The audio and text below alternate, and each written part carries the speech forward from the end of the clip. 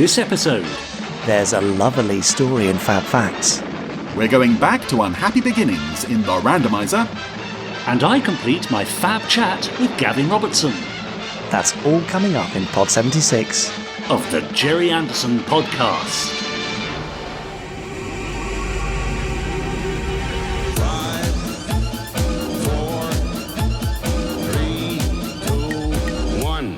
Let's get started.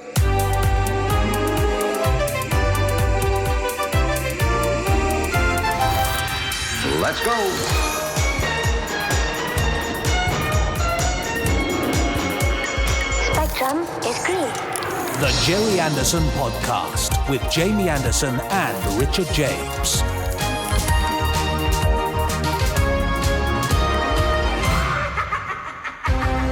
Hello, listeners. Hello, dear listeners. This is Jamie Anderson speaking, Oh, this is Richard James here. and we're doing the Gerry Anderson podcast, Pod 76. We call them pods, but they're actually episodes, but we call them pods because of Thunderbird 2, because this is all about Gerry Anderson and stuff, and that includes Thunderbirds, doesn't it, Richard? That's pretty much right, yeah. Now, we need to think of something snazzy for Pod 76. When I was posting this to our Facebook page last week, I put Pod 75 is live, and I thought that had quite a nice ring to it. So what can we do for Pod 76, do you think? Pod 76, pick up sticks. Great. Done. There you go.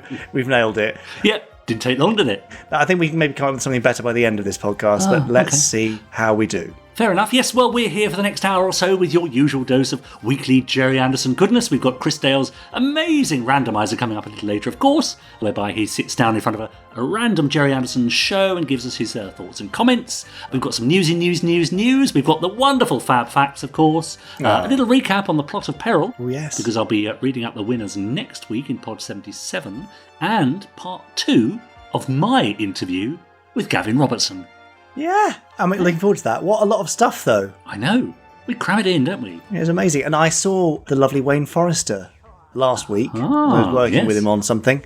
Excellent. And he was very pleased that you had Gavin on the show. And he's got such happy memories of Thunderbirds FAB, as I think Gavin does too, right? Oh, yeah, definitely. Yeah. So in the second part of the interview this week, he talks about the opening in the West End and what it took for them to get there, heading out on tour around the country, and then Thunderbirds FAB, The Next Generation.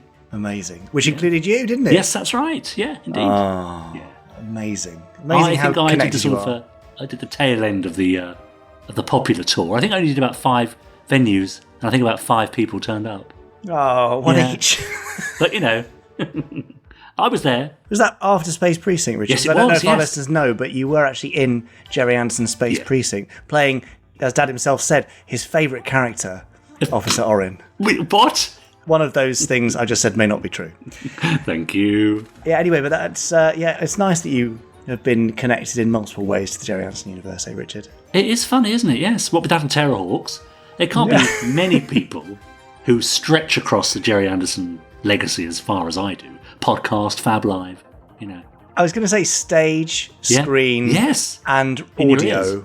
Yeah. Amazing. The multi-talented Richard James. We're lucky to have him. Well, listen, let's just end the podcast there, shall we? I was going to say, before we inflate your head any further, Yeah. should we do some Fab Facts? Let's get on with it. In fact, let's just have one. Here we go. Now, time for this week's FAB Facts. Yeah, it's always one. I don't know why I said Fab Facts. It's only one. Anyway, the band's here. Your favourite, Richard. Yes, here they come. Oh, it's nice to see them again, isn't it? Hang on a minute. You've got a new toupee. Oh, that's nice. Yeah, it's just your colour. Pull up a chair. Yeah, there they are. He was talking to a member of the band, by the way, listeners, not me. I've embraced my baldness. Now, Fab Facts, we have multiple sources these days, but we still flick through the source, the book. Richard do. still shouts Fab, and that gives us our random fact from each week. So I've got a different source today here, Richard. Can you see? I can. It's a lovely source. Don't say what it is, but No. it's quite interesting. Yeah. So I'm going to start flicking. Are you ready to say Fab when you want me to stop? Always ready. Then here we go. Fab. Ooh, Richard, we've stopped in the mid-1970s Oh, God, I remember them well, yes. I'll just quite get the a shorts nice- out. era. I always wore shorts in the 70s. Yeah, Did go on. you? Yeah, throughout the whole of the decade. This does not relate directly to shorts, but instead it's about a particular breakfast that Dad had in 1975. Right. Go on. Many listeners will probably know this, but hopefully quite a few of you won't, and you might enjoy it. So, Dad was in New York for the premiere of Space 1999, which they'd sold all over the place. It was all very exciting, very popular, and they were already thinking they had a big success on their hands. Mm-hmm. And Dad was staying at the Regency Hotel in New York. Oh, nice. He went down for breakfast, and it was really, really busy in the breakfast room. And he said, table for one, please. And they said, oh, there's another gentleman here waiting for a table for one. If you wouldn't mind sharing, could you sit together? Is that okay? They looked at each other, having never met before, and said, yeah, okay. Fine, yeah. Fine, sure, yeah. Mm-hmm. They got chatting over breakfast, as you do, and Dad explained that he was there in New York for the premiere of Space 1999. Yeah. And how fascinated he was by spacecraft and stuff. And the guy he was sat with said, oh, the show sounds great, and, tell me about what fascinates you about them. And Dad went on and on about the launches and stuff. And he said, have you ever seen a launch? And the guy said, no, sadly not. And the chat continued. The guy that Dad was dining with was very kind and listened and was very enthusiastic and all that sort of stuff. Anyway, they finished their breakfast, having had a chat for a good 45 minutes or so. And the guy said, oh, let me give you my card. And he handed over the card. And the card read, Captain James Lovell. No. Him of Apollo 13 fame. Yes. Never seen a launch. Well, that was exactly it. Dad called him a very rude name in a cheery way, and he said, well, I was telling the truth. I've been to two, but I've never seen one. And wow. They stayed in touch. Captain James Lovell wrote Dad a letter saying, I've seen the show, it looks fantastic, and if you ever need a science advisor at any of your shows, then I'm here, ready and waiting. Great. And that photo and letter were on Dad's office wall. In fact, they still are there in the home office as it exists now. Yeah, lovely. So he was really proud of that, but equally, he said he felt, like a centimetre high by the end of the meal because he'd gone on and on about this stuff. Yes. And it was to one of the guys on Apollo 13. Amazing. Wow, that's incredible. What a lovely story. A lovely story. Indeed. And how sweet of Lovell not to have said, just a minute, before we go any further, I should just, do you know who I am? Yeah, I mean, it shows what a nice chap he must have been. So there you go. Yeah, Dad used to love telling that story, so it's actually really nice that we landed on that fab fact, Richard. Well done you, Jamie. That's a lovely one. I enjoyed that very much. Yeah, so there you go. What a sweet note to end this week's Lovely fact. Great. Lovely fact. Yes. He used to love telling that story, so yeah. I'm sure lots of our listeners said it before. If you haven't heard it before, do let us know, either in our Podsterons Facebook group, on Facebook, obviously, or email us your thoughts on that fab fact to podcast@gerryanderson.co.uk. Yes, we do get a few emails from people, also a few tweets. So over on Twitter, you can hashtag us Gerry Anderson Podcast. You can tag him, I'm Jamie Anderson, or me, Richard N. James, and we'll see your tweets there. Like, for example, Lee Spencer got in touch and said, I'm sat in Leicester Glenfield Hospital, waiting for my gran, listening to the Gerry Anderson Podcast. Where's the most random place you've listened to the podcast? There you go. So he's opened that out to you, listeners. Do send in your most random place you've ever listened to the podcast to podcast@gerryanderson.co.uk. And also Megan, in responding to Hayden's message last week, I don't know if you remember about his dream casting as a child of sort of a live action Captain Scarlet, which featured Brian May as Colonel White. She says, I'm a huge fan of Brian May, and in 87 days I'll be seeing him live. I can see him in Scarlet, but given he has a PhD, wouldn't he would have been better playing Brains in Thunderbirds, wouldn't he?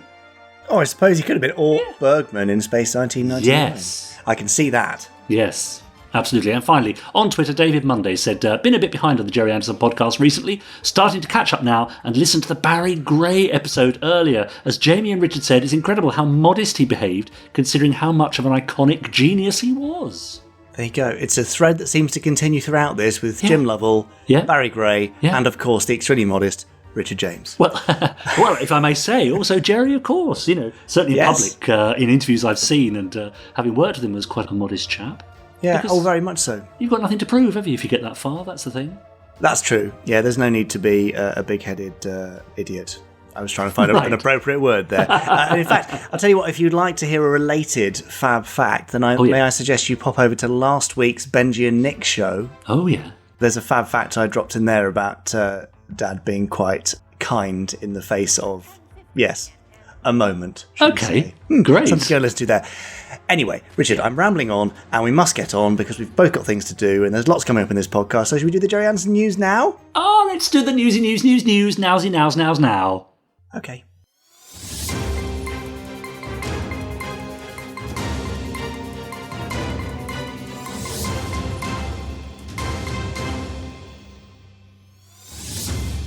Right. I'm going to rattle on through this because there's a lot coming up. Go on then. Should we start now? Yeah.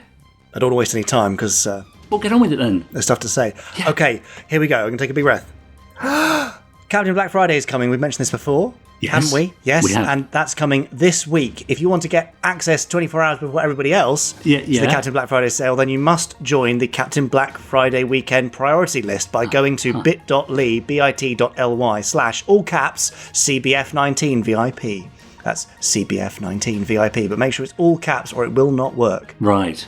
There's some very special stuff coming, and I believe that Captain Black may have successfully cut down Captain Scarlet in high definition. Interesting, that's all I'm going to say there. Oh.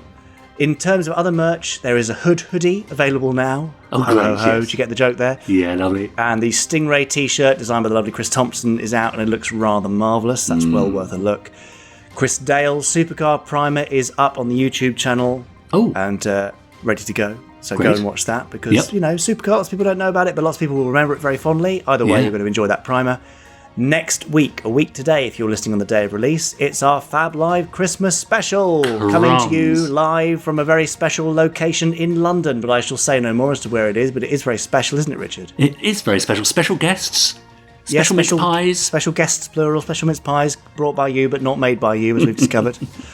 So do join us for that. There are events set up on Facebook and YouTube, so you can go and click on those and find out more. Yeah. And we'll be live on the Gerry Anderson Facebook page, on YouTube, on Periscope, and on Twitch from 7 p.m. on Monday the 2nd of December. Great. And finally, this is a bit weird, but we've got a Giphy account, Richard. Do you know what Giphy is? I have literally no idea what you're talking about. Giphy hosts GIFs, would you believe, which are, the little animated pictures, you know, things which you put on Twitter and social media and stuff. Anyway, we've got getting on for 20 million views of those GIFs. Get away. Yeah, thanks to the lovely Chris Dale for putting those up. Right. But almost all of the views, nearly 15 million of them at the time of recording, belong to Simone Bendix as Officer Castle in Space Precinct going, shh.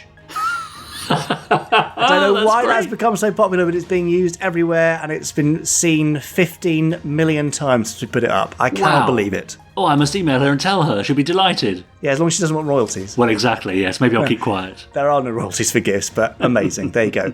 And that sensational 15 million number brings us to the end of this week's Gerry Anderson News. That was the news. That was the news. For a moment there, I thought you weren't going to sing, Richard. No, for a moment I wasn't, and I didn't want to disappoint my audience. Okay. No, well, they're very excited now. Yes. Yeah, thank you for that. You're listening to the Gerry Anderson podcast. Please remember to subscribe to us on whichever platform you're listening to us on. Leave a nice review and rate us and share us with your friends so they can get to hear us too. That would be delightful. Now, just before we head into the reminder of the plot of peril, I received a lovely email from Alan Porter. Now, Alan says this, "Hi there, gents. I thought Richard might enjoy this little anecdote. I'm currently helping out with a NASA-backed program for talented high school kids who are on track to be actual rocket scientists, engineers, and maybe even future astronauts. It's a real pleasure and honour teaching these kids, and last week I was running a class on communications and how engineers can use storytelling techniques to help sell their ideas and conclusions. I was struggling with what to set them for an assignment between this month's session and next month's, whilst listening to the podcast on my way to the University of Texas in San Antonio, where I was due to teach the class the next day. And then, Richard's plot of peril came on. That evening in my hotel room, I concocted my own version of the plot device and used it to set the students a series of space-themed person-thing-location challenges. I'm looking forward to seeing what they come up with when I next return to the programme in December. Thanks for the inspiration, Richard." And that's from Alan Porter. My work Amazing. is done. Richard, you're inspiring the next generation of astronauts. Congratulations. But how appropriate that should come at the same time as our James Lovell Fab Fact. How weird. That's right, yes. but that is brilliant. Nice, isn't it? So, the Plot of Peril is the part of the podcast where I ask you, lovely listeners, to concoct a Gerry Anderson-style plot. No more than 30 seconds long. You can email it, you can pop it on our Facebook page or tweet it, or even send it as an audio file for us to play out next week. Now, I gave you 3 things. I gave you a character from the Gerry Anderson universe, an everyday object, and a location. So let's have a listen to what the plot device gave us previously. Are you ready? First of all, your character. Yeah! Oh, Zelda of Guck. And your random everyday object. Yeah! It's a pair of tweezers. And finally, your location. Yeah! Oh, San Francisco's Golden Gate Bridge. There you go, Podsteron. So there we go. Do send in your ideas to podcast@gerryanderson.co.uk. Pop them on our Facebook group, facebook.com/groups/podsterons, or even tweet them, #plotofperil, and I'll be sure to see them there. Look forward to those. And it's actually quite nice that people have been given some extra time, because I've seen some more than usual popping up around the place. Indeed. Mark Simpson Wedge, if you're listening, you did promise to send us a little audio file, so hopefully we'll get that in time for Pod 77, when I shall announce the runners-up and the winner. Gosh, Pod 77, amazing. The other amazing thing about this podcast, which is that we have yet to run out of interviewees, although after this week, I'm not quite sure who's coming next. But until that time, tell me a bit more about Gavin Robertson Part 2. Yes, well, we met Gavin Robertson last week in part 1 of his interview when he was talking about the origins of the Thunderbirds FAB Stage Show that I know many people out there saw back in the 80s and 90s. I think the last production was 2001. Well, this week he carries the tale forwards to the opening in the West End, what it was like to go out on tour with the show, and how he went about recasting the show for Thunderbirds FAB The Next Generation. 5, 4, 3, 2, 1. Thunderbirds are go. So this is quite remarkable, though. So you've got the blessing of Gerry Anderson. Yeah. You've got the music from Barry Gray. I mean, it's just starting to feel like perhaps something bigger than you may have ever thought. Well, only with hindsight. I mean, Yes. you know, we were just doing what we did as Yeah. best we could each step along the way. Yeah. I think we made some good decisions. Yeah. I mean, I think we wanted to be respectful. It never poked fun at it. No. And I think that's why Gerry liked it. I mean, he was a great supporter. He came to every single opening night. Nice. And we knew he liked it because we poked fun at it. But he said to us, he said, you boys do exactly what I do when I watch it, which is I only see the mistakes. Ah, yeah, isn't that sad? He always said, you know, I always see, why couldn't we get their feet better anchored on the ground, or why could the head not turn Yeah. without wobbling, or Yeah. why, when we're doing the shot of Thunderbird 2, are the wings wobbling? So we didn't do anything that he wasn't aware of anyway, but Yeah. of course we gently sent it up. But we told a good story. I mean, Yeah. there was a storyline, as you recall. Yeah. Initially only an hour long with one rescue, end of show, thank you very much. Yeah. And then when the West End came along, we had to add material because it just wasn't long enough. So Yeah. we had a rescue that went wrong, Yes. and then we had a second rescue, Yes. et cetera, et cetera. But yeah, so he was very supportive, very supportive. That was great, yeah, very good. So you open the show. We opened the show in autumn 1984. I think it might have been October, in Wester Hales, like community hall or something, because Right. I lived in Edinburgh at the time. Yeah. Because I had decided that if I wanted to try and be noticed, it would be better to be living in a place where there were no mimes, as opposed to London where there were a lot. Yes. And it worked. In fact, and not a lot of people know this, Thunderbirds, the show, was initially funded by the Scottish Arts Council. Okay. So it was a subsidised theatre production in that sense. We made it in Edinburgh, did the very first performance in Wester Hales, Yeah. which is a reasonably rough part on the outskirts of Edinburgh, Yeah. and promptly rewrote the first 20 minutes Why? because it was rubbish. Okay. Because there's nothing like an audience to tell you that, is there? No, there was a classic moment where I used to play Lady Penelope, so I had a pink dress and a blonde wig. and we had our sort of Machiavellian baddie wasn't the Hood, but it was sort of Captain Black who spoke like the Hood, but we just called him Mr. X. Yeah. And there was one enormously confusing part where I was playing the part of Lady Penelope, then I took off the dress and stuff on stage, and underneath I was wearing Mr. X's costume, and he sort of went, ha-ha, and you could feel the audience go, what? So we junked that and rewrote it, but the rest of the show pretty much stayed as it was. And I should imagine, because the beauty of the show is, well, particularly then, as you say, Thunderbirds hadn't been seen on TV for over 20 years. So we've yet to hit the sort of early 90s rebirth when it was re-shown again on BBC. Yeah. So you were playing to adult audiences, I guess. God, absolutely. It was completely a show for adults. Yeah. It was slightly nostalgic, of course, but it was a comedy. We poked fun at it, but in a respectful way. Yes. And it was a chance that anyone... It was the sort of show that if you were ever going to get into a conversation about Thunderbirds and Captain Scarlet and Stingray down the pub, that's what you'd see. Yeah, yeah. And it was just very popular. I mean, people, we did discover fairly quickly that there was a nerdy aspect to the show that we weren't expecting. So, lots of Trekkies came to see the show, and Doctor Who fans. Okay. And that's great, that was fine. Yes. But it was just, we didn't know what to expect. We were just making the show for what, as we thought, a theatre audience, but it became clear there was a niche audience as well that we didn't know about. Interesting. Yeah. So from Edinburgh, how did you end up in town and on tour? Okay, so again, very specific. So 1985 into 1986 was the show we toured. Yeah. And as any show, and we did quite a lot of dates, and it was quite successful. But we were learning. We didn't know. We would write to theatres and go, "We've got a show," and hopefully they go, "Yes, we know." Yeah. So we got bookings and felt quite proud of ourselves and terribly successful. But there's a point where you think, "Okay, I think we've done that now. I think we need a new show."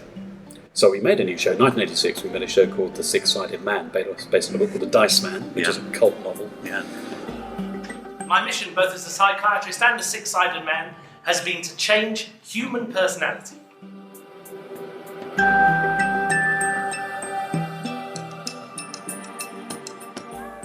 Okay, this is the one at Sally's place. It's a Toshiba Studio 166E model, and monochrome only, no colour facility with this particular model, but it does sort of 16 pages a minute, and you can use it as a fax. Now, what I normally do when I come on site is once a week, sometimes twice. I mean, this one, I don't know, under £600, but you get what you pay for.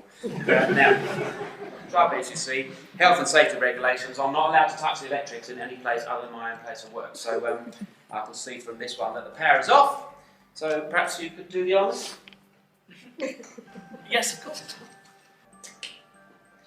I think you'll find that's the kettle. And that, at the time, we thought that was that. But people kept ringing us and saying, "Will you do Thunderbirds?" And we kept, no. And then what happened was, in 1989, on January the 4th, we did one performance at the South Bank Centre in the Queen Elizabeth Hall, which is quite a big venue. Big space. Yeah, in that complex. Yeah. And we'd agreed to that because the South Bank had rung us up and we'd said no. And then they said, "Have you ever done it with live music?" "No." "Would you like to?" Wow. "Ooh, okay."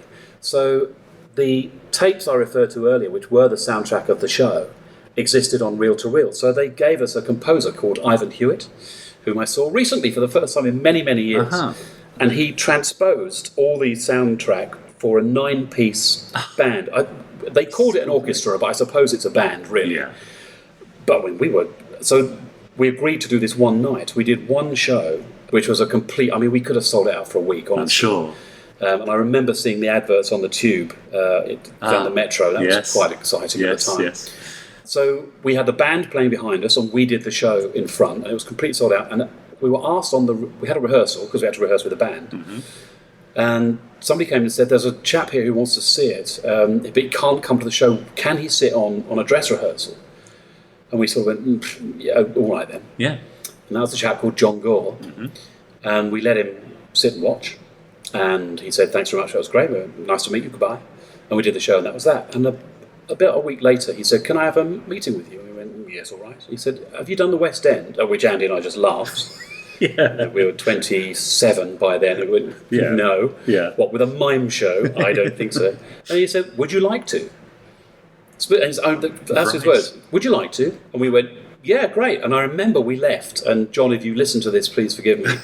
But we left and we went, well, we'll never hear from him again. No, sure. Yeah. But of course we did. This is before the day, of course, when you could have Googled him immediately and seen. There was no internet. No, that's right. I mean, there wasn't. So and we were just about to go and do a 6-month tour of Australia and New Zealand. So it was not in our brains at all. Yeah. And he was just persistent, and then we kind of went, I think he means it. Yeah, all right then. And yes, long story short, we ended up. But that's when we had to add some material. Yes. And we added, you can see in this program, we did another piece called Space Panorama, which was yes, quite an arty piece, I think, and probably saved us.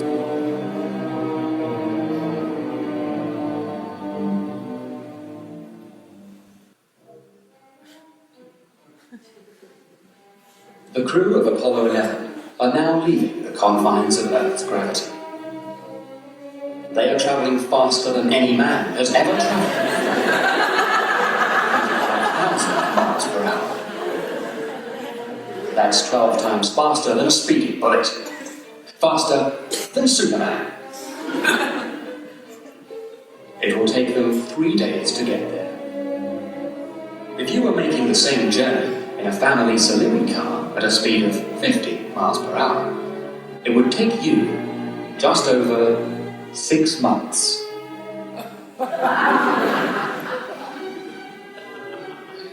When all the reviews came out, the Times and the Observer, I suspect we would have got this is a fun piece of fluff, but don't worry about it too much kind of review. But Space Panorama, which was the story of the Apollo 11 moon landing told by two hands. Yes, that's right. I think showed those sorts of reviewers, okay, these guys are doing something that's sort of trivial, but actually they sort of know what they're doing, and that this other piece, which is only half an hour, is quite arty. So we probably, by the skin of our teeth, that's why we had some reviews which were okay. Yeah.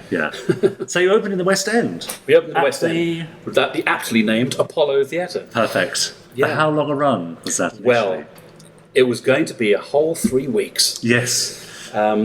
This was John Gore's first production, and he is now a very well-established theatre producer.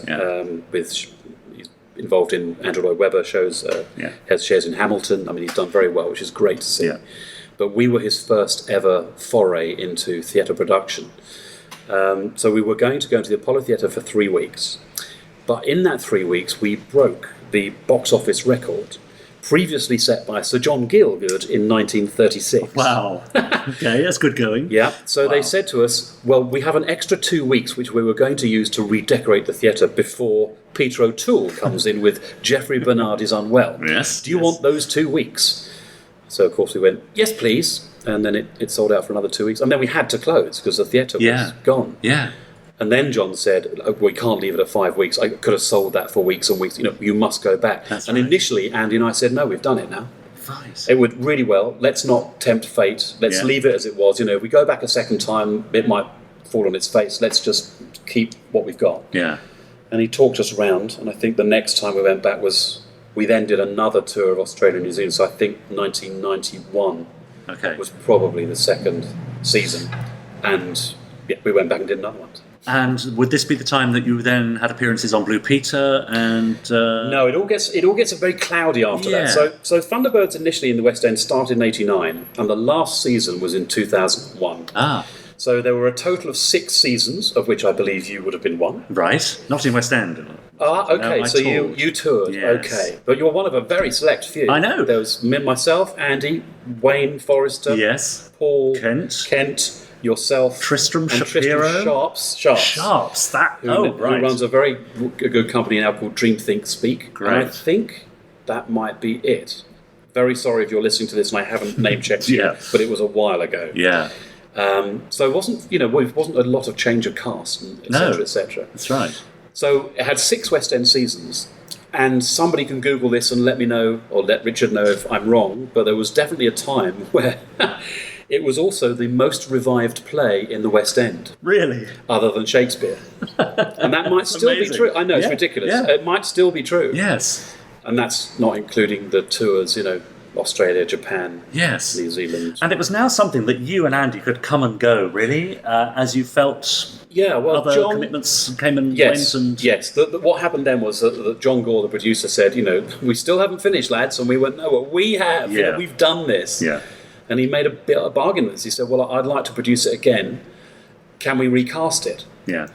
And Andy and I genuinely, at the time, thought, well, no, you can't, because it's so about our personalities, and also for an actor, it's, you must tell the audience and me how you found it, because actually there were quite a lot of requirements. You had to be able to have a certain amount of movement skill. I mean, you had to walk like a puppet, like actually pretty well. Yeah.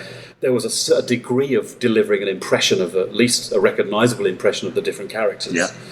As well as acting. Comedic timing, certainly. Timing, yeah, exactly. So we genuinely thought at the time, well, I don't think anybody can. And John said, well, I've got two actors in mind, Wayne Forrester and Paul Kent, who I've worked with before. Okay. One of them is tall, thin and blonde, and the other one is slightly more stocky and dark-haired. And you thought, I wonder which one I am. Yes.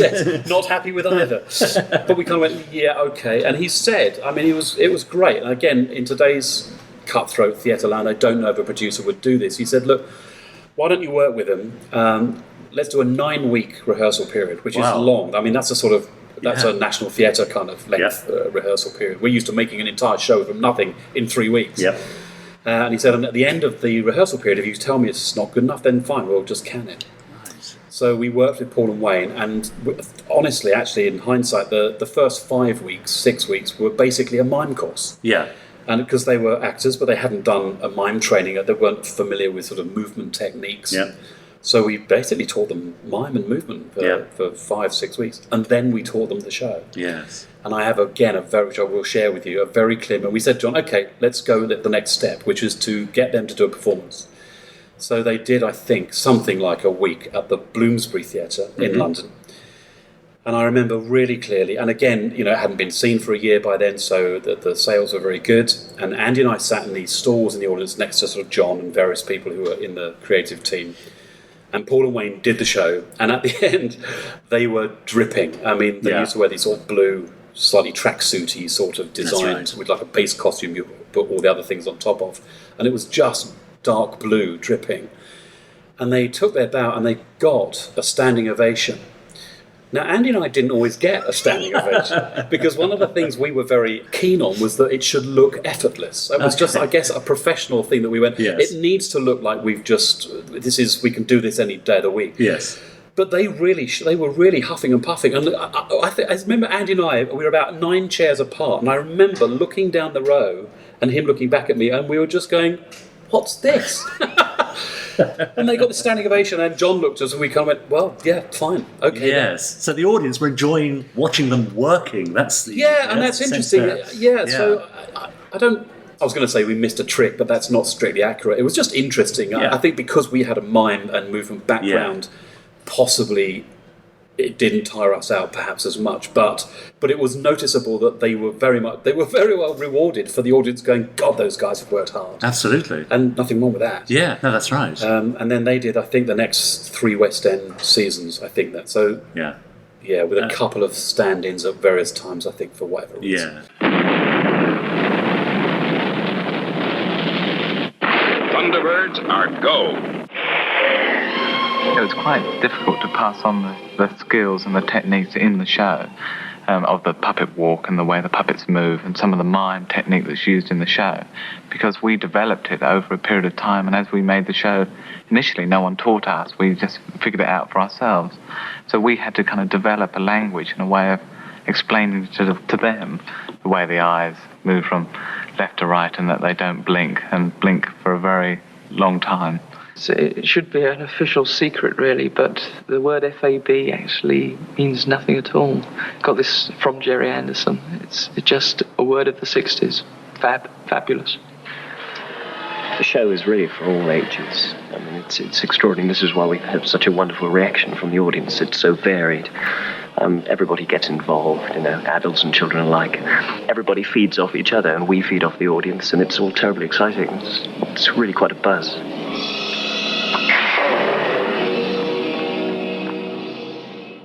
Paul stayed with it for a long time, didn't he? I think I toured with Paul. Okay. So I think he was... You might know more about that side of it than I do. But as you originally said there was a time when, it freed Andy and I up to sort of do the next show or other stuff, and the show was still in the West End. And of course that was great for us. Yeah. I mean, I do remember in 1989 walking down Shaftesbury Avenue from the Cambridge Circus end, and that whole cliche of going, there is my name in lights. Yeah. I mean, my parents were very pleased because I'd bowed out of my time at Crawley Technical College, so I think they sat behind Gerry, actually, at the very first press night. Yeah. And I think he turned around and said, you must be very proud. I think at that time, my mother thought, that's it, he's made it.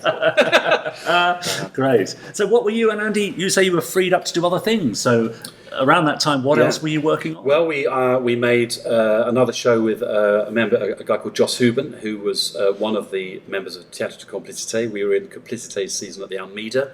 That was a big season with, and they were just really taking off then, so that was good for us to be part of. Yeah. Other shows, I did a show at the Leicester Haymarket, which I was asked to direct. We were still making shows between the two of us, and we were around that time starting to do quite a lot of international touring. There was a very rosy sort of period where the British Council, who exists to tour essentially British culture abroad, and we were going off to Brazil and Japan and Oman and Lebanon and Beirut and Taiwan and Senegal. I mean, amazing. It's a very long list over about 10 years, and it was a very good time, and I don't think it's like that anymore to sound old and ancient, but things move on. But so we had no trouble being busy, and it was very nice to know that this show was still going. Yeah. But you mentioned earlier that it was made for adults. Yes. And there was a time, which is what I think you're alluding to, where suddenly it was back on TV. Yeah. And I remember the night that all the TV executives came to see the show in the West End. So I know that we have a part to play in the fact that it went back on TV. Right.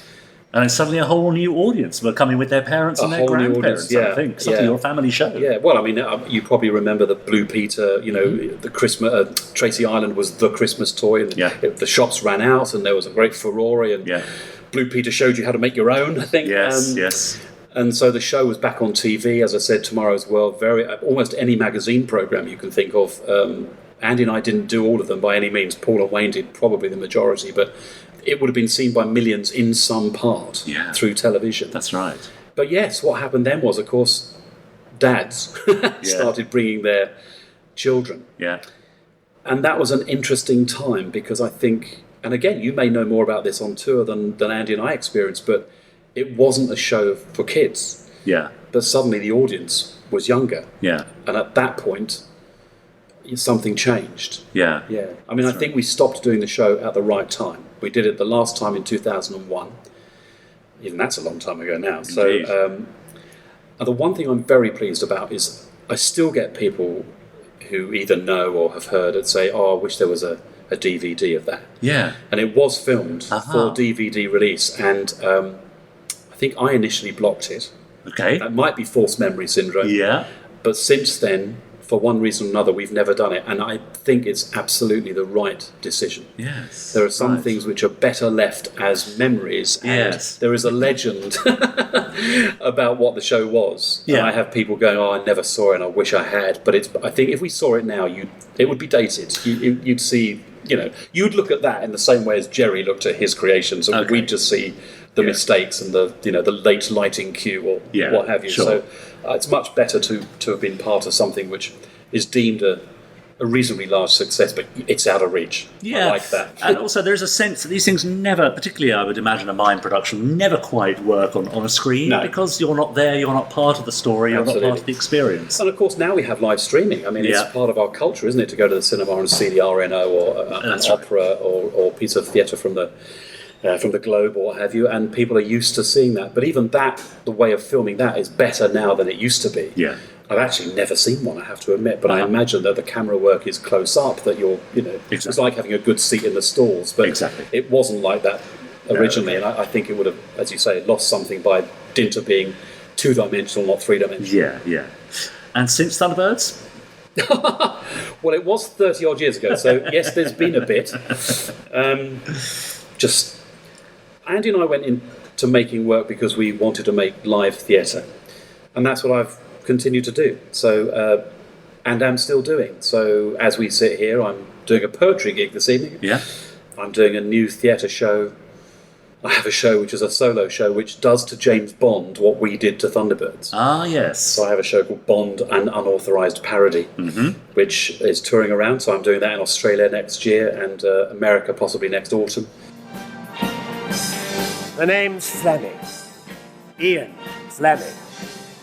Do you know how galling it is, Bond, for the creation to become more famous than the creator? I'm tired of you and your fame and your franchise, which is why I initially decided to destroy Hollywood, the very place that's made you who you are. Mr. Bond, again. I can only assume, since you're here, that Le Chiffon is a little, dead. A terrible habit. Always said those things would kill you.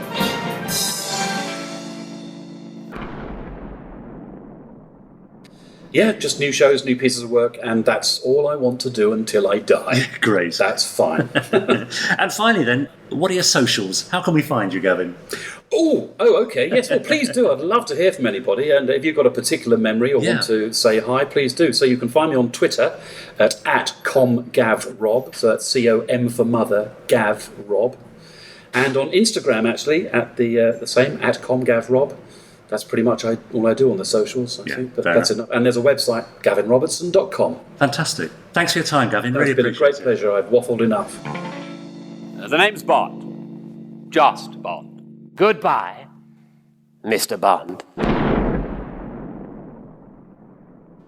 How nice to see Gavin again after all these years. It was lovely. Well, it's right for you. I didn't see him, but no. Yeah, we occasionally tweet each other. Yeah, which is nice, yeah. I mean, I'm forever grateful to Gavin. I'm forever grateful to anyone who gives me work, frankly. But the great thing is... That's why you're not grateful at all to me, Richard. But, from that little idea that they had back in the early 80s of doing this strange little show with models on their heads, it sprung a little empire, really. He gave work to so many actors, designers, stage crew. It's fantastic. Music editors. Yeah, absolutely. Which was, in fact, Nigel from Hackenbacker. Ah. Would you believe? Right. Yeah, has done stuff for us on Firestorm, and his studio is named after Brains. Ah, yes. Thunderbirds. I did not know that. Yeah, incredible. From small acorns, Jamie. Yeah, funny men with spaceships on their heads must grow. Is that exactly? The phrase? Yeah, that's it. Yeah, amazing. But he didn't mention, I don't think, the special advert that was done. Right. So the stage show, when was Batman out? 1989, was it? The original one? Yes, it was. 88, original. Yeah. Well, whenever the premiere of that was around the time that they were going into the West End, I suppose. Mm-hmm, yes, just somewhere opening around perhaps, there. Yeah. And John Gore, the producer, discovered that somebody had dropped out of the advert run before the first night premiere across the country. Uh-huh. And they discovered that with 48 hours before the premiere. And he said... yes, of course we can provide an advert to go in there. No problem. Right. He went to Dad and Richard Gregory and said, right, we've got 48 hours to script, build, shoot, edit, and deliver prints of this advert across the country. Can we do it? And they did. And it was the fastest ever, we believe, turnaround of an advert for the cinema ever. Really? They did it. They delivered it. Yeah. And it went across the country and hopefully then boosted the whole show going forward. So that crazy idea, well, and that crazy group of people managing to do it in such a short time, may well have been part of the success of the show, which is pretty awesome. Incredible! Wow, what a great story! No, I did not know that. You are a mine of information. Well, a mine of noises, but it's about the best I can do. That's great. Yeah. So anyway, do get in touch with Gavin. I think he gave his Twitter handle there at comgavrob, COMGavrob. And also, he's a member of our Podstrons Facebook group, so do leave messages, nice ones, of course, to him there and let him know how much you enjoyed the interview. Yes, I'm sure he'd love to hear from you. Now, as I said, next week, I don't know who the interview's with, Richard. Exciting. Yeah. Okay. So that'll be interesting. I may have to raid the archive. Which is always fun. Yeah, I've got some interesting ones in there, so I'll see what I can find. Yeah. If not, we might give you a free episode of something. Who knows? Who knows? There will definitely be something on the podcast. Nice. Probably. Have you got any more emails or tweets or anything you wish to read out? Over on our Facebook group, well, the Friday night live streams are continuing from the Gerry Anderson back catalogue. Tom Hodden's been posting Gerry Anderson-themed parlour games, and Simon Allen is still, of course, posting those dreadful puns. But Willow posted this, saying, when you're getting ready for the school run and your kid stops you to ask you what you're humming, you pause, shocked out of your own head, genuinely thinking to yourself, humming? Me? Was I actually making a noise? You don't know. It's early, you're on autopilot, switching from horizontal to vertical flight. You're beginning to doubt even your own existence. You manage to vaguely recapture the sounds you've been bopping to in your head and start a tentative tune-like vibration. Podcast theme. You nod with a sure certainty that all is right in your world, the Earth is back on its axis, it makes sense again. Kid nods, because she needs no other explanation. Nice. How's that? Excellent dramatic reading as well. Well, thank you very much. Podstrongs unite. That's great, isn't it? And also, Eddie Lucas got in touch to say the other day I had an idea for a piece of merch. How about Captain Scarlet Cluedo?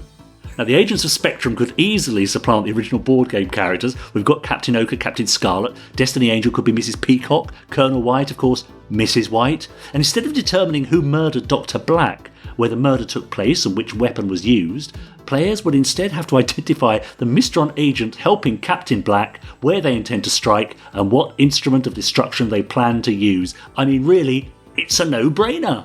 Nice. Yeah, that'd be fun.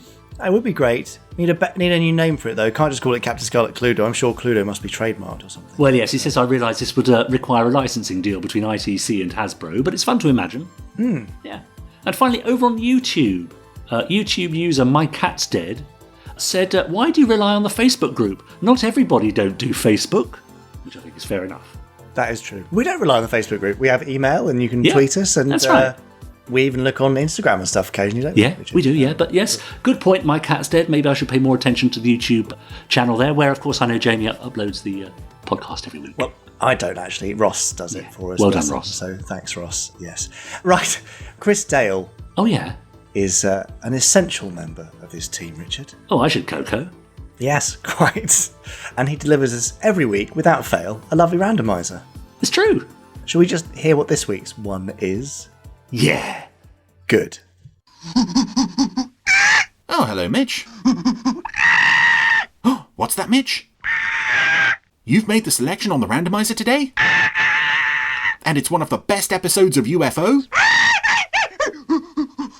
And you've pushed Marina down the well? Huh. Well, first things first, it's time for Confetti Check A-OK. And then we'll see about that well.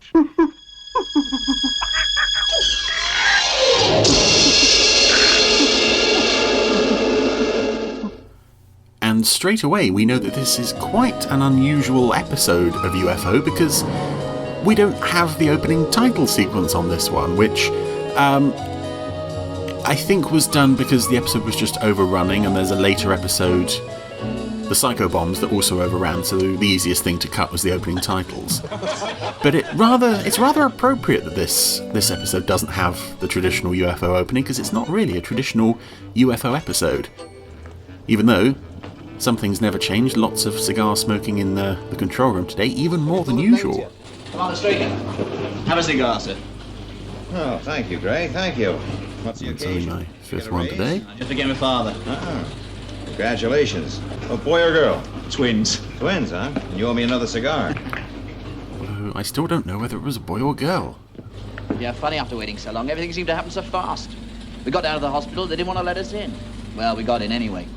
She was only in the operating theatre about I'm fascinated by it. I want to know how they got in. The hospital didn't want to let them in. How did they get in anyway? Anyway, Commander Strake is having a bit of a reflective moment, because he's thinking of another time he had a cigar at his wedding, and that's where we are now. Back in presumably 1970-ish something. Oh, it's a toast. What, another one? Yeah. What to this time? Champagne. So this is the return appearance of Suzanne Neve as Straker's wife's Mary, even though in chronological order this is the first time we see her. And I don't know if this wedding sequence is before or after the Rolls-Royce crash in the first episode. If it's before, then this is probably the earliest chronological moment of the entire series, is Straker and Mary's wedding day, which we know from later episodes didn't work out so well. And here's the story of how that all went down. Where are you going, Ed? I'll be with you in a minute. And one of the many, many reasons I love this episode, and I'm not going to lie, I do love this episode, is the fact that they make full use of the flashback idea to show how much the characters evolved and changed, and in particular, Straker. Ed? What? There's a car coming! It's all right. We probably don't know them. Because Straker in these flashback scenes, he's so cheerful and okay, that's interesting. So the random passerby in the car who slowed down to sort of get a look at the hat that Mary was wearing there actually ended up working in Shadow Control later on. New suit, new wife. New husband? New life. But it's so nice to see Ed Bishop given a slightly different character to play here. It's a version of Straker who's still got that little bit of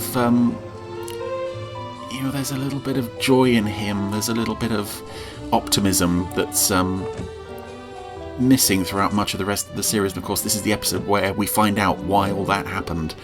It's confetti check. As much as it is wonderful to explore the backstory of this show, how everything was set up, I think the highlight for me is Ed Bishop's performance in this, as it is throughout the whole show, in fact. I have a reservation. For my wife and I. Mr. and Mrs. Straker. So in the HD version, which I'm watching this episode on, we can see calendar in the hotel lobby, or by the desk there. Looks to be either October, November. The picture on the calendar is of a village with a lot of snow on it, but I'm sure that says either October, November. So we're near the end of whichever year this is set in. I'm going to assume 1970. Oh, slightly closer. Oh, I still can't make out the word on that. Oh, come on, Ed. No. Where are we going? Well, now let me see. I got the tickets right here. I just can't make out what they say. Now let me see. London, England to... No, I just can't make out that definition. No. Could be anywhere. Let me see. And considering that the last time they worked together, Ed Bishop and Suzanne Neve, they were playing two characters who were very cold, very distant towards each other, and ultimately concluded that episode with the absolute destruction of any kind of relationship between the two of them. They are both playing such a warm, believable couple. Compliments of the management, sir. Throughout this episode, there's a really genuine that's quite all right, sir. love and affection between the two of them. It's all so beautifully done. Confetti check? Yeah, we blew it. Go away. Now, I first saw UFO when the BBC repeated it in, I think, 1995 they started repeating it. And I was quite late to the idea of recording episodes off TV, so I didn't have much on video when I was a kid. I was so impressed by the previous episode of UFO that I'd seen that this was the episode from which I started to record them on tape. And as a kid, I was so disappointed with this episode. It was just, where were the spaceships, where were the aliens, where were the cool vehicles and all the rest of it, but you had absolutely none of it here. Now, as an adult, this is... Well, come on, darling. New. If not my favourite, then certainly in the top 3. Just happened to find a couple of tickets on the floor. And of course the previous episode to this one, the one that had inspired me to start recording them on video, was Close Up, which I for some reason loved as a kid. We'll get into that more if Close Up ever turns up, but yeah, what was I thinking? close-up, spectacular. This one, the pits. No. And speaking of the pits, just before they're going to board the flight for their honeymoon, Straker is being called away by a little grey man in a little grey suit. What's wrong, darling? I have to see General Henderson. Now. It's all right, darling. I understand. I'm so sorry, sweetheart. And again, just going by a question of priorities, you could maybe look at Mary and see that she... It's all right. I married a colonel in the military intelligence. That she treated Straker unfairly, but this episode shows that no, not only was she very patient and very willing, she really tried her best to make this work. And again, that's part of the real tragedy, not only of this episode, but the whole series and the Straker character is just... Well, how are they treating you, sir? Good intentions that yielded just disaster after disaster. Yes, that's what you need in this job. An understanding wife. Okay, so this is after the Rolls-Royce crash, so it wasn't quite the earliest we've seen chronologically. A lot of it's going to fall on your shoulders. The Special Committee of United Nations meets day after tomorrow. We get the go, no-go decision then. And you want me to be there? Now, who else? And it's odd that they reference the car crash. General Henderson is injured. We didn't even know from the first episode whether he survived or not. But there's no mention made of the fact that Straker would have been in a car crash around this time. Not long before his wedding. Did Mary know anything about that? I mean, we saw he was coughing up blood. Did he have any internal injuries? We don't find out. But even back in the day, he still had that old destruct negative attaché case. And that's a brief cameo from Shane Rimmer checking his papers. Would you turn around, Colonel? There's also Mike Stevens sat at the desk there, and of course both of them ended up working for Shadow as well. There's a lot of people in this episode who ended up working for Shadow. Gentlemen, first of all, I should like to apologize on behalf of General Henderson for his absence. As you probably know, he's still recovering from injuries he received in the car crash. Thank you, Colonel. No doubt you will make an excellent substitute. I also admire with this show how they don't sort of... The way for us to proceed is by a process... They call back... They mention things like the car crash, but they don't explain to newcomers what this actually... What car crash we're referring to. We know it's the one from the very first episode, but that was like 16 weeks ago in broadcast order. It's surprising that they would expect people to know that, but... Absolutely necessary. And if it is, are we getting props to them for value respecting their audience enough to remember something like that. I believe the setting up of Shadow is not only necessary, but absolutely vital. Fleet of submarines? Base on the moon? Satellites? I love that of the three things on that list, it's satellites that gets the most baffled reaction from that delegate. Not, fleet of submarines, base on the moon, that's fine, but satellites? Whereas now today we're like, maybe you could have a fleet of submarines, you can have the satellites, no problem, but a base on the moon? No, we haven't done that yet. We need to defend ourselves. And how long will it take to set up this defense organization? We estimate 7 to 10 years. How is Shadow to be organized regarding personnel? On strictly military lines. We hope to recruit the best people available. And if that doesn't work, I'll hire that guy who drove past my wife earlier. I'm fairly flexible on the personnel thing. Band of heroes. Well, there's no question in my mind, gentlemen. There's only one man for the job. General Henderson. He's the obvious choice. Any further questions? It's also nice this scene to see the beginnings of that steely Straker. We've seen the happy, cuddly Straker, and now we're seeing the slightly more familiar Straker, the military officer. Monsieur Duval, I understand you have 3 daughters. Yes. Could I borrow one? I pray that you never find yourself looking down at one of their mutilated bodies. I hope that the next UFO incident is not in your hometown. Ooh. Thank you for your time. He's going to put that on a Christmas card later this year. They appointed the commander-in-chief. Who? You. Again, it was unanimous. It seems the French delegate, Duval, was particularly insistent. Oh God, now I've got to protect his daughters. I don't even know where they live. You can always refuse. But if you do, it's got to be now. There'll be no turning back later. And that's one of the great what-if moments of the UFO timeline. I think if Straker had said no, or if the delegates had appointed General Henderson as per Straker's recommendation, how differently things would have gone in Straker's life, and how differently Shadow itself might have turned out. But already we're seeing the cracks beginning to form between Straker and Mary. I love you. And I suppose I can be fair to myself and think, yeah, as a kid, we're now seeing Straker and Mary looking at houses. It's not the most thrilling. I can understand a younger viewer not being too impressed by this, but the fact that this episode exists is, yes, I think it's just absolutely crucial to the series, this one.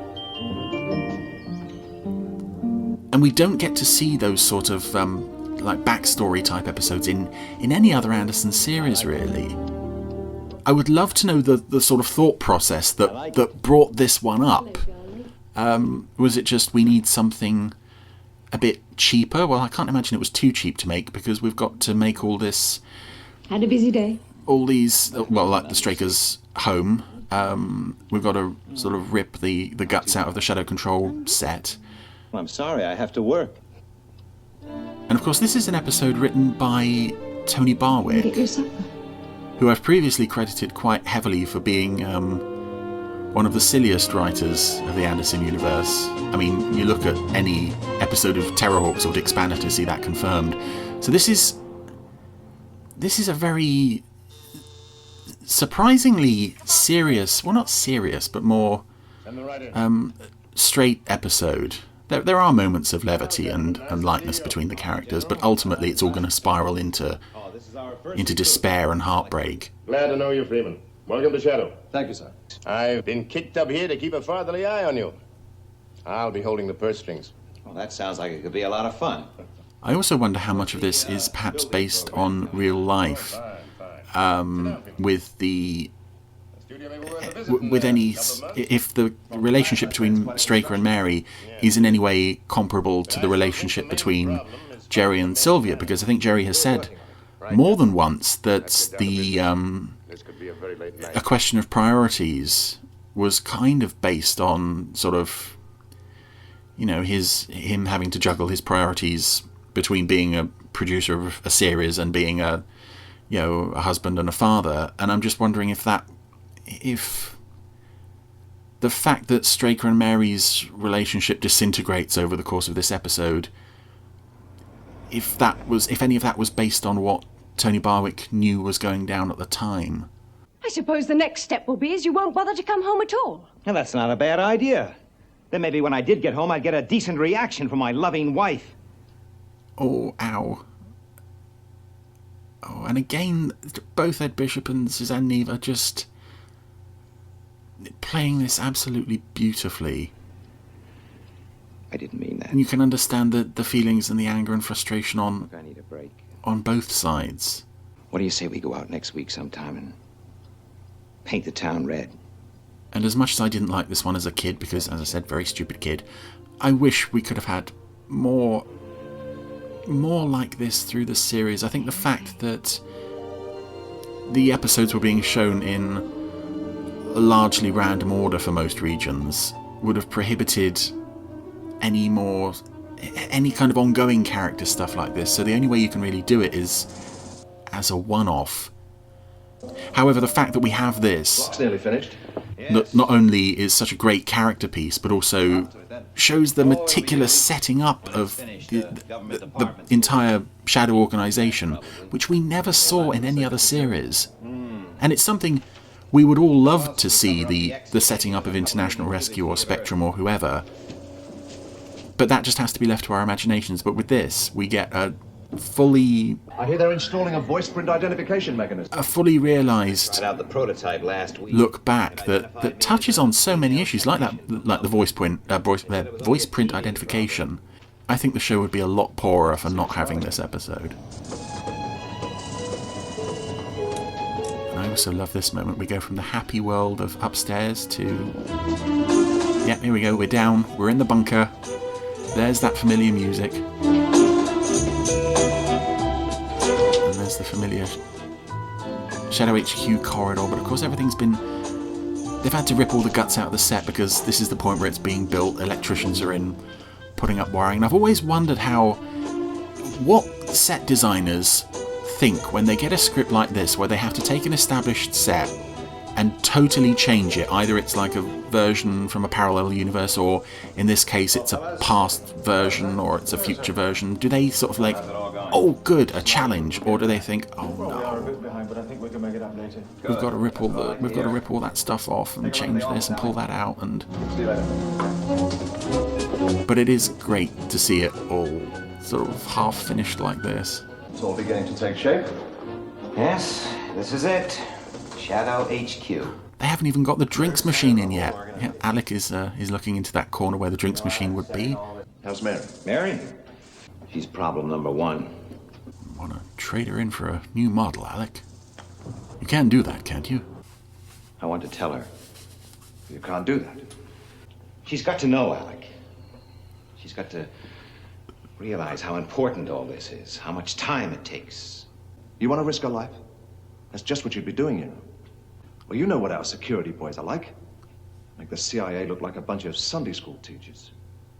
If you told Mary and they found out, the security of all this, billions of dollars, it outweighs any individual. You, me, Mary, anybody.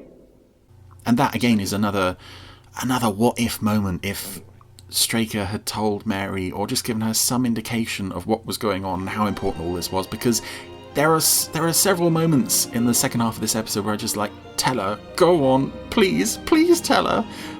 But of course you can't, and you wonder if she would have believed a word of it, or if, you know, or if the security boys would have got rid of her. Because I think there's a deleted line in the script from that point where Freeman tells Straker that the limo driver or the Rolls-Royce driver who survived the crash in Identified was subsequently bumped off by Shadow security, which I wish they'd left in, because that was another sort of, you know, it would have established very early on that Shadow was a rather ruthless and unscrupulous organisation in certain fields. The day before that.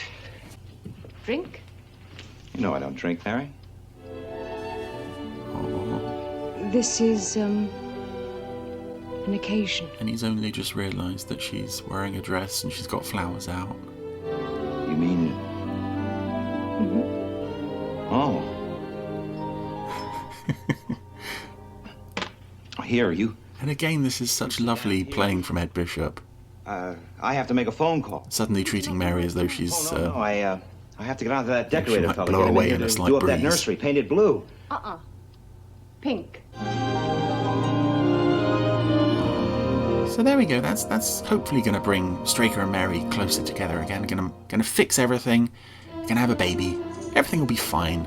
That's not going to result in any problems anywhere down the line. We don't seem to be able to find the fault, sir. Well, keep checking. And don't look at me like that. You're not the only one with a home to go to. Actually, I don't have a home, sir. I just live here. Please, can I go home with you, sir? And once again, Mary has another long night on her own. Put me through the supply. Reading a magazine that seems to have misspelt the word comfort. They spelt it comfort. He confirmed the first week in April. First week in April for a... Wait, I'm still confused about the timeline of your marriage. When did you guys get married? I know, Mother, but... The calendar... I'm sure the calendar said October, November. No, You've been very quick there. No, with that baby. Silly. Of course there's not another woman. No. Unless we've already passed by like a year by this point. It's a bit hard to tell. Bye. It's a bit hard to tell how long a period of time all this takes place over, but Mary's mother has put the idea in her head that Ed might be carrying on when all he wants is to be at home with her and not have to be faffing around with this broken computer in Shadow Control. Seems fine. Good. We've got one of our computers working. Now you've got to fix the other 15 before you go home. Good night. Oh, and thanks, fellas. I'll repay you by giving you rubbish jobs and sticking you on a submarine. I'm trying to think what other Anderson show would benefit from an episode like this, and I think certainly the fact that there was never a backstory for Space Precinct of any kind is probably a point against that show. But I can't imagine any of the other series would be able to pull off a how it all began, how everything was set up type episode with the skill that this one does, because maybe Thunderbirds with the emotional core of the story being Jeff's wife, why aren't you in bed, dying. I was waiting for you to come home. But there isn't really that emotional core to the other series that would make a story like this worthwhile. Where have you been? You know I can't tell you. Oh, for God's sake, Ed, break the bloody rule just for once and tell me. I'm your wife. And you know I can't tell you. Every single time I want him to tell her, No. I just want this to all go well for both of them, because What's more important to you, me?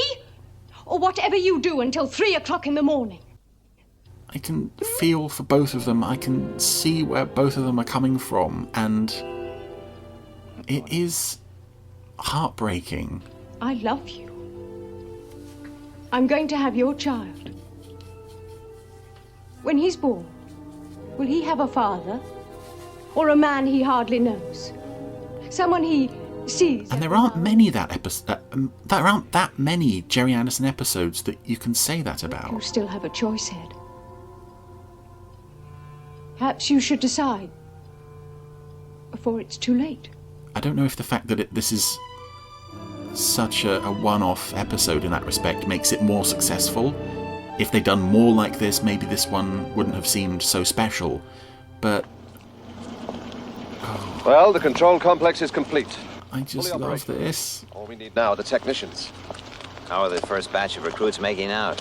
The original 50 have been whittled down to 8. 8? Yes. Second batch seem to be doing a little better. We've killed off the 42 who didn't pass, of course. That goes without saying. Our security people are very sharp on that point. Spring. My son will be born in the spring. Your son, how did that happen? How did you have a son, Ed? How does that work? That's another moment I would love to know what Alec was going to say. Your son, how did that... All I can think is, how did that happen? How do you make babies, Ed? And for all of Mary's unwarranted concern that Ed was having an affair, we now find him in a car park meeting Nina Barry in secret, being watched by a suspicious little chap with a notepad. And of course there was another deleted scene here where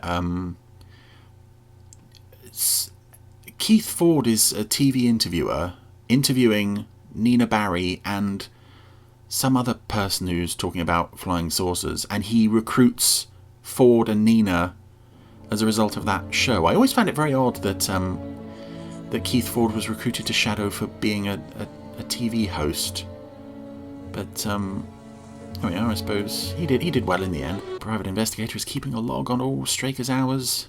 He's spending a lot of time at Nina's flat. But of course he's not alone in there. We have Well, it's been a long, hard slog. Alec, and But we're ready. Joan is on the floor there. She doesn't get any lines in this episode. I think that's the only time in the series you see her without the purple wig. I know how hard you've all worked. And Nina and assume Masters and Ford and Worst Maxwell. is over. And I want to thank you all. So we can assume from that these are the people who are, these are key members of Shadow. These are the ones who put so much in the early days. In that case, it's rather interesting the way Straker ultimately rewards them, because obviously Alec is his best mate, that's not an issue, but he sticks Nina and Joan on the moon, he sticks Masters and Maxwell at the bottom of the ocean on a submarine, and he keeps Ford around, mostly to yell at. Mary? Which is all, I found that all very amusing. I think it's also rather sort of increases the sadness that none of those characters were around in the show's later days, except for Nina. And even sadder... I'm leaving you, Ed. My mother had you followed. You were followed to the flat with the girl. He even had a photograph with the time, everything. But Mary, darling, I can explain I it to you. don't want to hear. Please, just listen to me, will you? Now, just give me my case. You're not going anywhere. You're going to stay right here and listen. And I love that when Straker just finally loses it, and he's like, no, you are just... Oh. All right. All right, I'll tell you everything. Yes, do it, tell her. Please. Please. And I think that maybe crosses the line, but in a moment of intense emotion and total despair, it's understandable. It's not forgivable, but it's understandable. Unfortunately, it's all too much for Mary.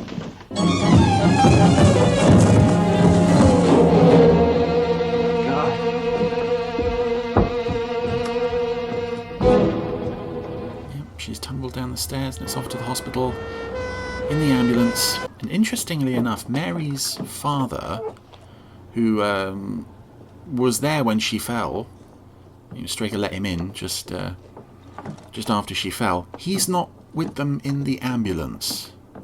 And yet when they enter the hospital itself, he's there with Straker and Mary suddenly. It's teleporting Dad. He was not in that ambulance, and then suddenly he's there. If only his magic teleporting powers had passed to Mary. None of this would have happened. Your wife has an internal hemorrhage.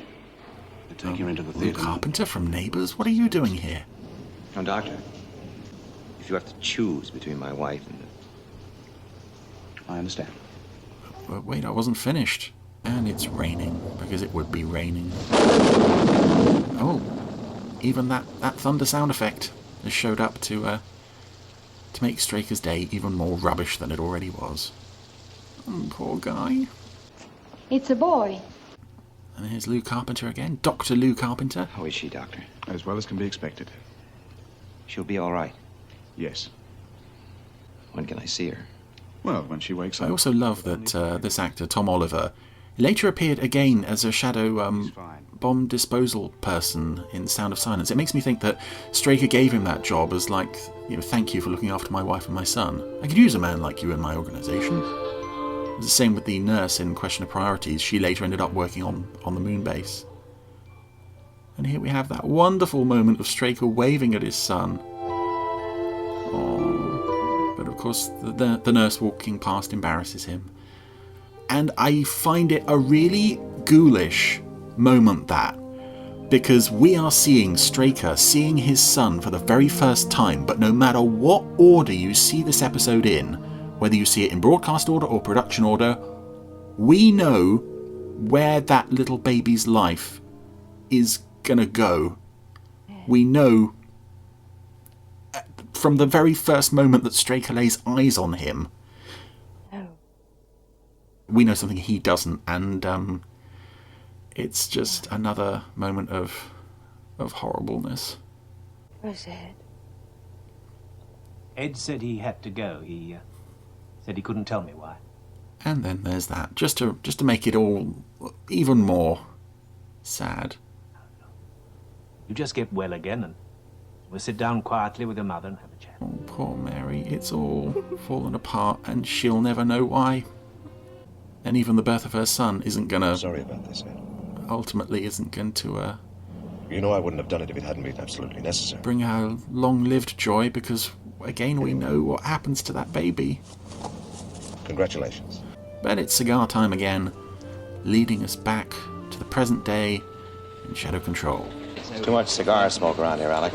Tell somebody to turn on the fan and get rid of it. Are you feeling okay, Ed? Next you'll be saying we need less coffee machines. Lieutenant Gray. Yes, sir. Take a week's furlough starting now. Yes, sir. That's an order. Right, sir. And some people have said that it's a bit odd, considering how much this episode focuses on characters and backstory, that the Shadow Operative who just became a father is a guy we'd never seen before and would never see again. which I suppose makes a kind of sense, but I prefer to think of it as the fact that we saw so many of the regular characters were there at the beginning of Shadow. Freeman, Ford, Masters, Maxwell, Nina, and Joan. And it the fact that it's not them who had the kid kind of suggests that they too had to sacrifice so much in order to get Shadow up and running. I can't imagine anyone having to sacrifice as much as Straker did, but certainly they would have had to, they could have had any number of failed marriages and relationships. We'll never know, but it's just something to think about. Anyway, that was Confetti Check A-OK, and it's one of my not only favourite UFO episodes, but probably favourite Gerry Anderson episodes of all time. And there's not a single model vehicle, there's not a single explosion, just characters and backstory and, good stuff all the way. I can't imagine UFO would have been able to do much more, any sort of similar episodes like this, unless we did an episode where, I don't know, the story of how Straker bought his car. But, yeah, going back to the early days of Shadow, wonderful stuff, and of course, utterly heartbreaking, the destruction of Straker's marriage. Haven't had UFO for a while. No, we haven't. No. Yeah, it's cheery, isn't it? Yeah, isn't it? That's cheered us right up, that has. If you needed your spirits lifting, then this was not the podcast for you. Sorry, we should have said that in the intro. Yeah, that's right. Well, I mean, was that the first time we sort of delved into domestic issues on a Gerry Anderson show, do you think? Or I think so, yeah, I suppose, because they, you had a little bit of domestic stuff going on in Doppelganger, I suppose. Yeah. Not serious. Yeah. But yeah, as Chris said, there were suggestions at the time that Ed and Mary Straker's relationship breakdown was somehow reflective of Dad's marriage breakdown with Sylvia, which was starting to go a bit sour then. Mm-hmm. Dad, of course, denied that. Yeah. But I think, the writers must have taken some inspiration from real life. And, that's right. Yeah, the tensions therein. So, it's quite an interesting one. But yes, some nice and dark and rather depressing UFO there. Yeah. Thanks, Chris. Thanks for cheering us all up. Thanks for that. Chris will be back next week with joy. With something more cheery, perhaps. Hooray! Yeah. Anyway, until then, we'll leave you to it, and you can, wander in the mire that is your misery created by the randomizer. Sorry, listeners. Thanks for that. No, not really. Do make sure you tune in, though, to Fab Live, the Christmas edition. Yes. With special guests on the 2nd of December at 7 p.m. UK time on the Gerry Anderson YouTube channel. YouTube choo-choo. Easy for you to say. It was indeed, yes. Gerry Anderson Twitter account, also known as Periscope when it's live video. The Facebook page, facebook.com/Gerry Anderson Official. And twitch.tv/Gerry Anderson TV, I think. Okay. Yeah, great. You can see us on all those places. We'll have some special guests. Make sure you send us in any Christmas messages you'd like read out. Mm-hmm. Yes, that'd be nice. Richard will probably be delivering his annual Christmas speech. Right, okay, will I? Right. Thanks for springing that on me. This is the first one. Yes, my husband and I. Yes, exactly, if you wouldn't Thank you mind. very much. And we'll just be having a rather jolly time. Yes, and it wouldn't be the same without you. Or you. Well, I was talking to them, not you. Yeah. Oh, sorry. Okay. It pretty much would be the same without you, to be honest, Jamie. But yeah, all right, fine. Anyway, we've got special guests, and we'd love to hear your Christmas messages, and we will also be giving away some prizes. Ooh. I've got a couple of special poster prizes. I've got some other giveaways and bits and pieces. So we shall be bringing you Christmas presents as well as our Christmas presents. Lovely.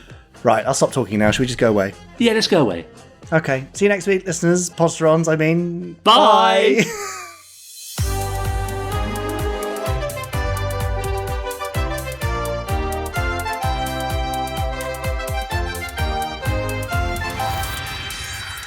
Stage 1 complete. Let's go.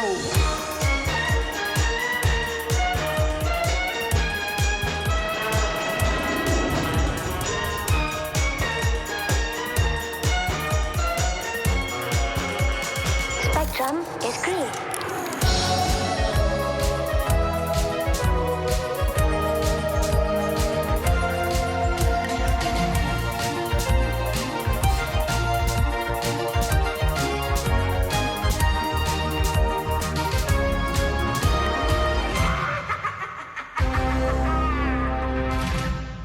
Don't know why I started calling them listeners today. That's well, funny, they are isn't listeners, it? aren't they? Yeah, I know, but Posterons is the thing. Oh, okay. I don't think they'll get upset about it.